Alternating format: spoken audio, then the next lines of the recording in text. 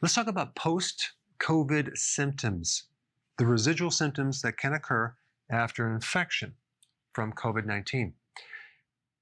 Now, some of these symptoms could last for weeks or even months, and they really depend on how intense was that infection.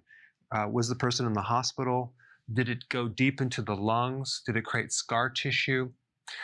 Are there pre-existing conditions on top of everything? Blood pressure, obesity, heart disease, cancer. All these additional factors are just going to prolong the recovery phase. What is the age of the person? And what is the current stress? I think this one is many times neglected, because if a person is under stress, usually by, situations or even people, it can take a very long time to recover because they're stuck in the stress in their environment, and you need a very supportive environment to heal. So if there are current people or things that are stressing you out, do whatever you can to minimize that. And believe it or not, the less stress the person has, the faster the recovery. Now, what you have to realize is that all the symptoms that someone has from COVID and other viral infections are actually caused by the person's own immune system. It's the inflammation. It's called cytokines. And that is creating all the symptoms.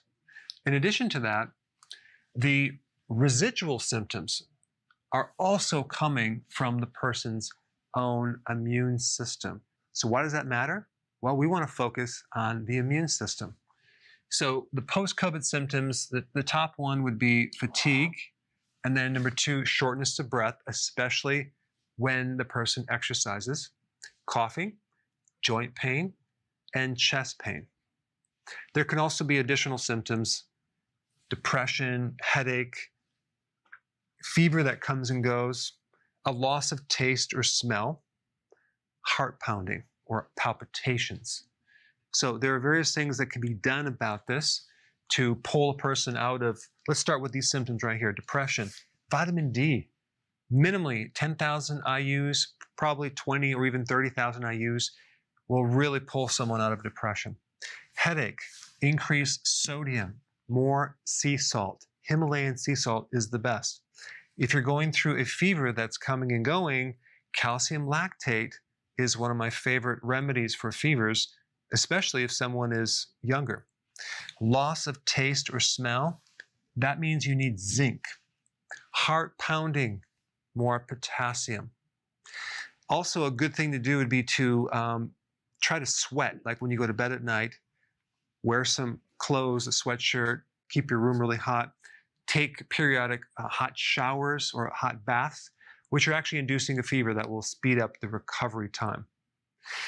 Far too often, people try to get rid of their fever too quickly, and that prolongs the infection. So realize the more medications that a person takes when they're going through the infection, that could be the thing that can inhibit their immune system and increase the duration of the infection. Okay?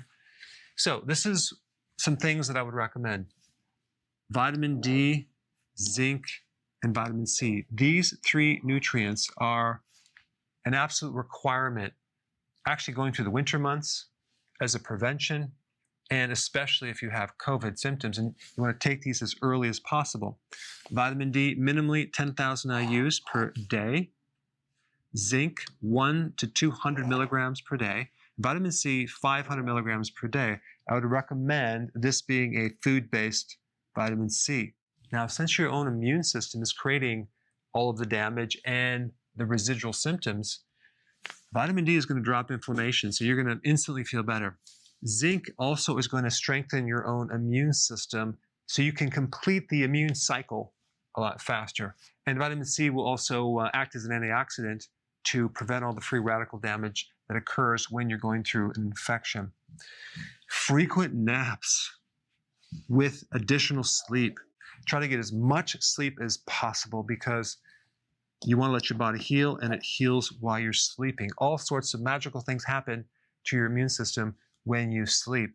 If you don't get enough sleep, it's going to take a lot longer to recover. No alcohol or sugar when you're trying to recover. It's going to set you back. This is why we always recommend you do healthy keto. And if you're new to my channel, I put a link down below for that. Intermittent fasting, So do not consume a breakfast. Don't eat snacks. Eat infrequently, 2 meals a day or even 1 meal a day. And what's going to happen, you're going to strengthen your immune system. Your immune system is actually going to get stronger when you do this. Now, I would recommend taking apple cider vinegar. Take a good tablespoon in a glass of water a couple times a day. That acidity is going to help stimulate something called phagocytes, which is going to help clean up some of this immune damage that's going on. Ashwagandha is one of my favorite adaptogen herbs that can help strengthen the adrenal and help speed up recovery, because usually the adrenal is what's weakened when you have slow recovery. If you can recover fast, you usually have good adrenals. Ashwagandha is a good one to help support a healthy adrenal gland. And then cordyceps, which is actually a fungus. It's very powerful. It's been used for a very long time. A lot of different cultures use it, and it can give you the edge and pull you out of some of these symptoms right here. And lastly, if you have not heard about my free immune course, it's called Bulletproofing Your Immune System. You should definitely take it to strengthen your own immune system. I put a link down below. Check it out. Before you go, real quick, I have a course entitled How to Bulletproof Your Immune System. It's a free course. I want you to take it. And here's why. Here's you. Here is your environment. Everyone is focused on this over here, avoiding your environment. But what about here? What about strengthening your immune system? That's what's missing. This course will show you how to bulletproof yourself, and so you can tolerate and resist your environment much better by strengthening your own immune system. I put a link down in the description right down below. Check it out and get signed up today. Hey, before